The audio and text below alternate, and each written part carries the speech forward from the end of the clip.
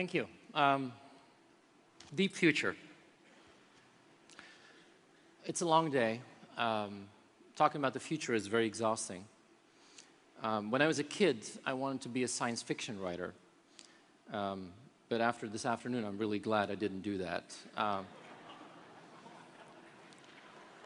But all you can really talk about when you talk about the future is that, there's a past, and you're in the middle, and there's a future. But I'm confused after a day like this, where basically today was a celebration of exponential. And I'm not going to do that, because I don't believe in exponential. If I hear the word singularity again, I'll probably throw up. But what I believe in are S-curves. And exponential is great, but I think SCurves is the most interesting one. And I'm going to take this. I think that's the way it's spelled anyway.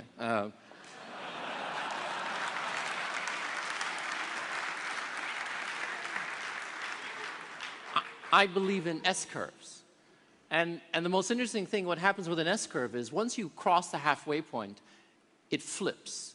I don't believe in full exponentiality. That would mean that by 2061, you have 2,000 emails in your inbox, and TED Talks are 9 seconds, and I don't believe that. It's like the old joke where when Elvis died, there were 1,500 Elvis impersonators, and in 2000, there were 200,000 Elvis impersonators. And if you take that further, by 2061, 2/3 of the world population will be... That doesn't work, huh? So I believe in S-curves, and the wonderful moment that once you're past that halfway point, the market actually flips. And I want to show you an ad that I love. I saw this ad recently, and it's an ad from 1958 by BMW, where they were trying to sell cars in the US. And they said, we have great cars because we have an exclusive Drei-Kugel-Wirbel-Wennen-Brennraum, which is a triple hemispheric swirl action combustion chamber, which is fascinating to think that they were trying to sell cars by saying, we have a Drei-Kugel-Wirbel-Wennen-Brennraum. Now, you can make a joke about the Germans, I'm not going to do that. But what happens is once your market flips, it's not about technology anymore, it's about how you live technology. These are some recent ads from BMW, and there's no Drei-Kugel-Wirbel-Wennen-Brennraum in this picture. I love this one. This was for used cars at BMW. And what you see is that even when they talk about technology, it's not about technology. What happens after the flip, once you get into the S-curve, once you get into the aha, is the markets actually change. And that's what I want to focus on. Ted asked me not to talk about technology, but to talk about healthcare. And that was fascinating because I'm not a healthcare specialist. But if you look at healthcare, and I was fascinated by the fact that when you talk about the deep future in healthcare, the one question people haven't asked is, in 2061, will you still be here? I don't believe that you're going to live to become 164. The one question is, will you still actually be here? And if you look next to you, I've seen the age statistics of this group.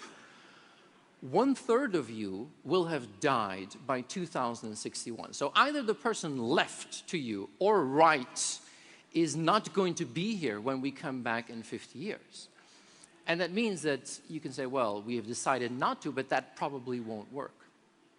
Healthcare is a fascinating subject because I believe that in healthcare, we haven't actually made the flip. We're probably not even halfway in the transition that healthcare is going to make.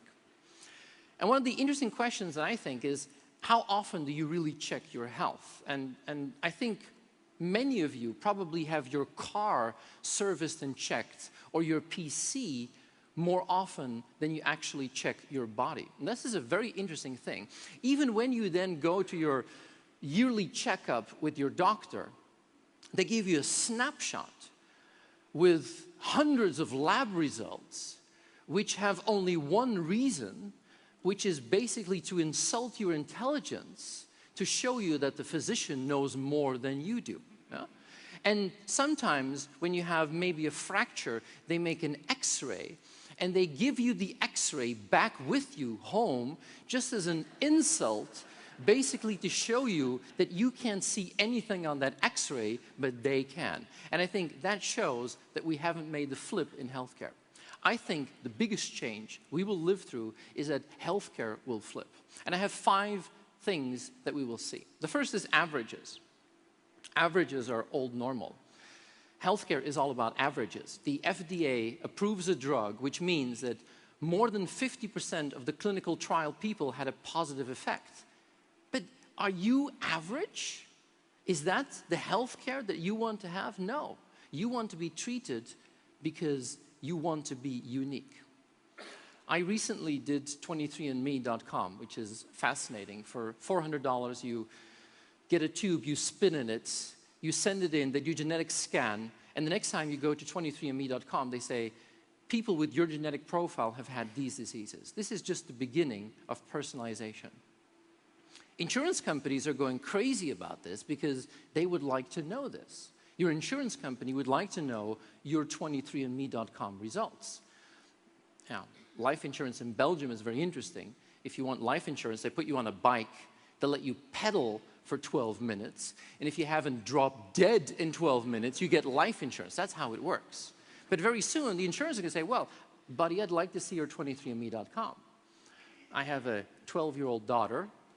I dread the moment that she will come home with somebody she wants to spend the rest of her life with, but the urge at that moment to say, well, buddy, I'd like to see your 23andme.com would be significant at that point in time. The future of healthcare becomes personal. The second is the number. What is really strange is when you meet people and you ask them, how's your health? They would say, it's okay, I'm good. Which is really strange because we haven't been able to quantify health well enough. One of the worst things that we have at home is the Wii, and we have a Wii Fit. And every time I stand on it, it says, this is your Wii age, which is, in my case, 54. And I'm 42, I'm very sensitive about this. Huh? But once we make the flip, we will be able to compute health and give you an indication.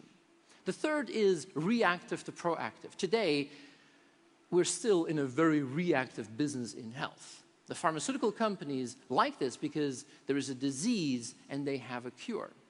What will happen, and I take the analogy of rust. When I was a kid, cars still had rust. Have you seen rust on a car recently? Cars don't rust anymore.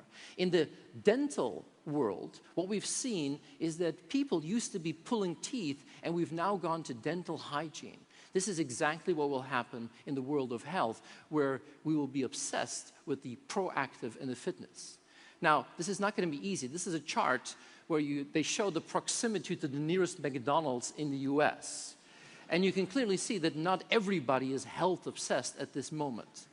But when I flipped personally in my life, when I became 40 and I realized I was in the second half of my life, I became obsessed with my health.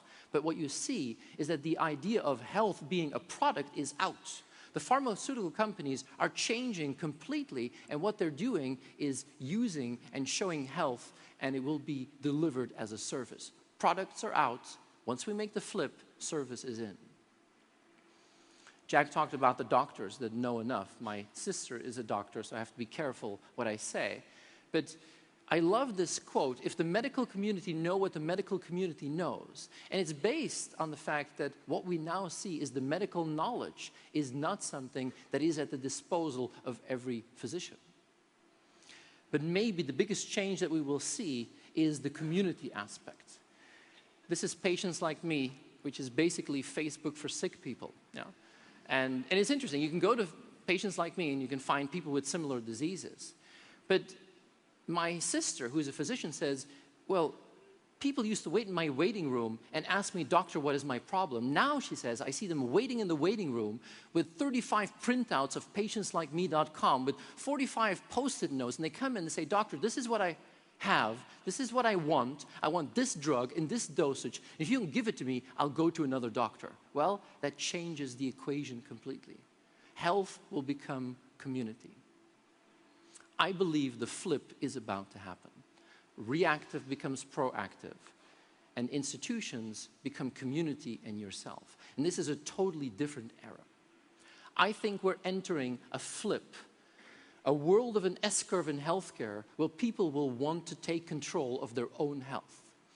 And I was at the founding of this company, Scanadu, which has the baseline, we are the last generation that will know so little about our health. And this is fascinating.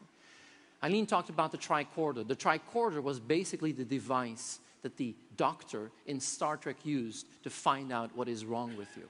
But what we will see in this deep future healthcare is discovery, channeled via your iPhone or your mobile phone, and using the wisdom of the medical community in the cloud will be the reality going forward.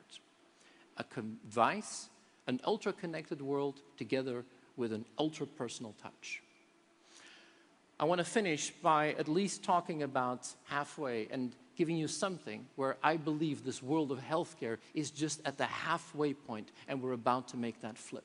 This aha moment will be something that you will live through, and I can only hope that the flip will be kind to you. But in the title of my presentation, I said the tiger and the rock, and I want to give you that as a last thought. I've become fascinated recently by a study of an American professor, Hofstadter, who has shown pictures like this to his students. They're all the same. There's something in the front, and there's a lot in the back. Here there's a tiger, but in the back there's a rock, a waterfall, a fern, and a lake.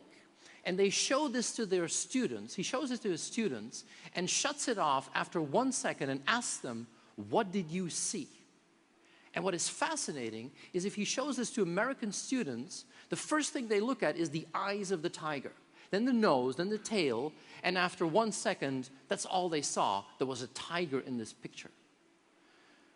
But what is fascinating, if he shows this picture to Chinese students, the first thing they see is a rock, and a fern, and a waterfall. And there's an alarming amount of Chinese students who haven't seen that there's a tiger in this picture after 1 second. So to conclude this, I'm going to do a little test with you. I'm going to show you a picture. I want you to shout out the first thing that you see, okay? I've never done this with an audience like this. So I want you to shout out the first thing that you see. 3, 2, 1, shout. Kiss. Who saw the kiss first? Okay, interesting. Who saw the man first? Interesting. Yeah, that's a lot of you.